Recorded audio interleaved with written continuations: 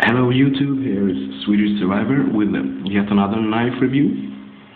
This time I will cover the Glock field knife, model 78. As you can see right here, with this black polymer sheet. This knife I have been using for 2 years now.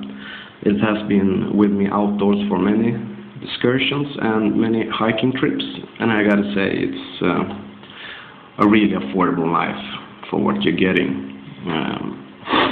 The edge on this one is a plain edge. The edge wasn't razor sharp from the factory, I must say. I have touched it up a bit, but now you have a really good edge on it, good capabilities. The steel, it's a thick steel, as you can see.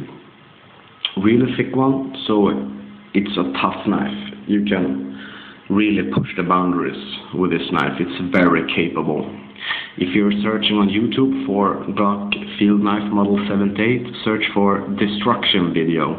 You will see a guy, I think it's an American guy, who tortured this knife for over 45 minutes before he is able to break it. So when I say this is a tough knife, I really mean tough knife. The weight on this one is 7.3 ounces or 206 grams. The blade length from the handle to the tip, this part, it's 6.5 inches or 16.5 centimeters. Overall length is 11 3/4 of an inch or 29 centimeters from the handle to the tip of the knife. The blade material in this knife is a spring steel. I would say the closest steel to this one is probably D2.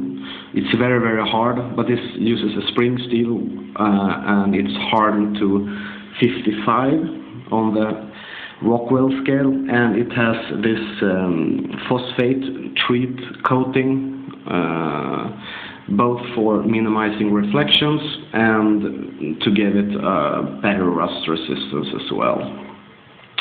The handle material is a black polymer plastic, the same polymer plastic that Glock uses on their handguns. So you guys that have one of those guns do know what I'm talking about. It's a great plastic they're using, strong and light as hell actually. So black polymer handle, and the knife, it's not a full tang. The knife blade goes to about, I'm gonna take my little CRKT knife to show you. The blade moves into the handle that far. So you have a tang all the way down here. But if you can see those tiny little holes, you have one hole on that side and you have one hole at this side. It's a little cap right here at the bottom. You can pick that up. You can take a wooden stick, shove it all the way down here and use a little nail or spike or something just to put through here to secure it. And you can have it secured on your walking stick, so it will be a perfectly good spear as well. The design on the guard is a very special design. This part here, you can use it as a cap opener to open bottles. Here, works fine actually.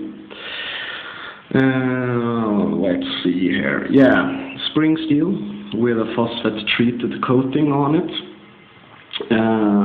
This knife I have been used for batoning wood. It's not the best knife to baton wood because it's very narrow here, but it's a wide blade. The back can take a lot of punishment. The edge is very well, so I would categorize this knife as a strictly survival knife or self-defense knife, because many armies around the world are using this knife as a standard issue. The Special Forces of Denmark actually uses these blades. This particular knife that I'm holding is for the Denmark, Swedish military, made for the Danish military service, I would say. If you see here at the little sheet, you will see here Denmark, M76. And you will have also the Glock logo there. And the sheet, very, very light sheet. Same plastic, polymer plastic that it's in the handle and in the guns that they manufacture.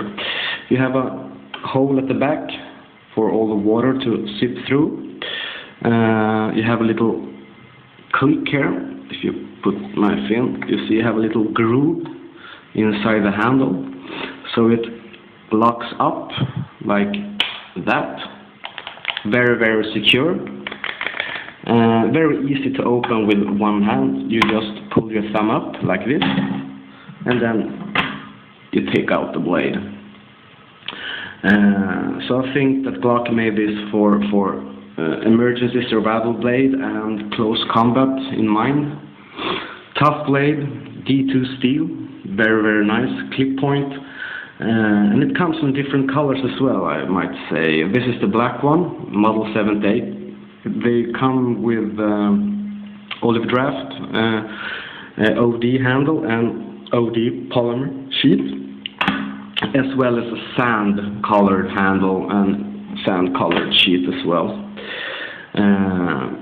They do manufacture this knife under a different name or different model. It's called M81. The only difference between this model 78 and 81, it's that this model 81 has serrations at the back. I never liked that anyway, or more. The serration is more of a saw than actual serrations.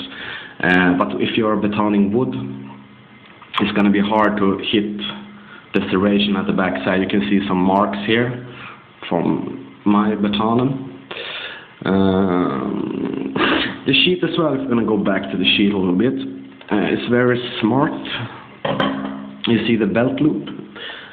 You just pull the belt loop up like this. You will see like that. And then you have it open. So you can just put it on your belt, then click it forwards and backwards. So you don't have to remove your belt buckle or your belt to put this on your side. It's not the most comfortable knife wearing at the belt because it's kind of stiff.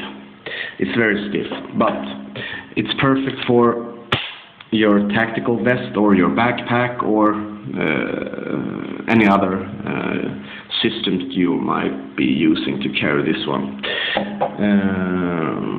So back to there you can see M96. The blade itself is very hard. You have to put down a few minutes to get it really, really sharp. I have moved the relief cut way a little more into the blade to get this a more shallow edge.